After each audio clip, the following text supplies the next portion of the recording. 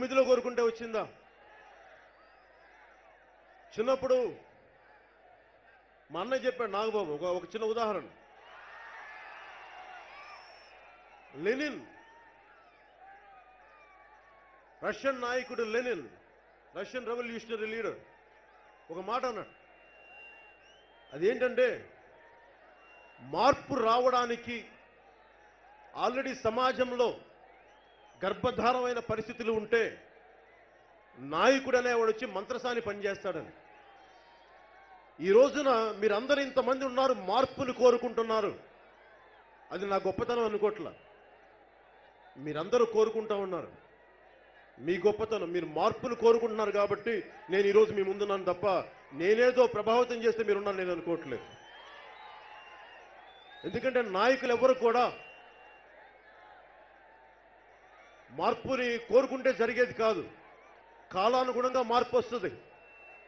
ఋతువులు ఎలా వచ్చి వెళ్ళిపోతాయో మార్పు కూడా అలాగే వస్తుంది. ఇన్ని దశాబ్దాలు 80ల తర్వాత వచ్చిన ముఖ్యమంత్రి, అప్పటి ముఖ్యమంత్రి ఎన్టీ రామారావు గారు వచ్చినప్పుడు ఆయన సంపూర్ణమైన వయసులో వచ్చారు. 60 సంవత్సరాలు దాటిన తర్వాత, మనవాళ్ళు పుట్టిన తర్వాత అందరూ కోరుకుంటే ఆ రోజు మార్పుకి అలాంటి వ్యక్తి వచ్చారు. నేను వారితో కంపేర్ చేసుకొని నేను కోరుకుంటుంది ఇంకా నాకు సూపర్ స్టార్డమ్ ఉండగానే ఎందుకు రాజకీయాల్లోకి వచ్చానంటే, ప్రతి రాజకీయ నాయకుడు మిమ్మల్ని ఎలా వాడుకోవాలి, యువతని, ప్రజల్ని ఎలా వాడుకోవాలి, ప్రజల్ని ఓట్ బ్యాంక్గా చూడాలి. ఇలాంటి పరిస్థితుల్లో యువతని వాళ్ళ భవిష్యత్తుకు వాడుకుంటున్నారు. కానీ మీ భవిష్యత్తు గురించి మాట్లాడే వాళ్ళు ఒక్కరు రాలా. నేను కోరుకుంది మీరు చూశారు సినిమాల్లో, నేను మీ భవిష్యత్తు బాగుండాలి. 25 సంవత్సరాలు భవిష్యత్తు ఇవ్వడానికి, నా భవిష్యత్తును వదులుకొని మీకు 25 సంవత్సరాల భవిష్యత్తు ఇవ్వడానికి నేను వచ్చాను ఇక్కడికి.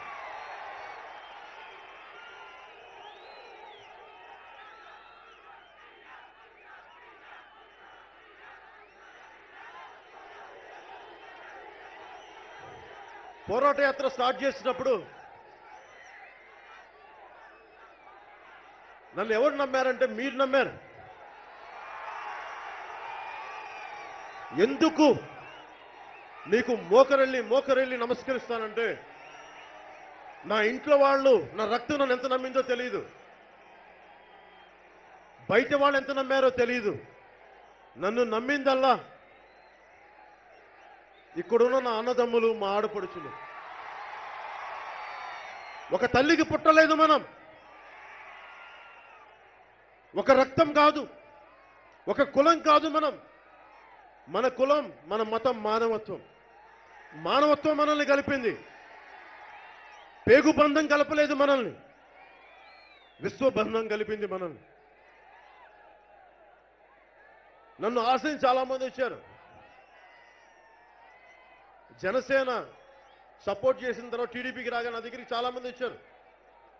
మన సినిమాలు వద్దు, చంద్రబాబు నాయుడు గారిని అడిగి మంచి ఒక ఇన్ఫ్రా ప్రాజెక్ట్ తీసుకోండి, డబ్బులు సంపాదించని చెప్పారు. అలాంటి తుచ్చమైన పనులు పవన్ కళ్యాణ్ చేయడు, కావాలని ఇంకో చోటుకి వెళ్ళండి చెప్పారు.